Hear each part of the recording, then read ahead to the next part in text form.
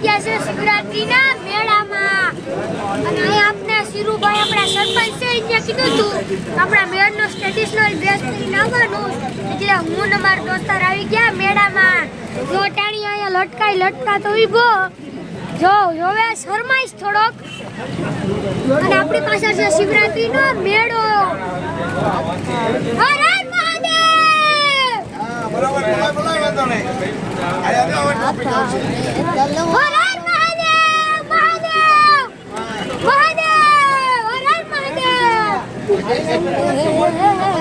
આપણે આયા સોજાત કરવાની અને આજ આપણો શિવરાત્રીનો મેળો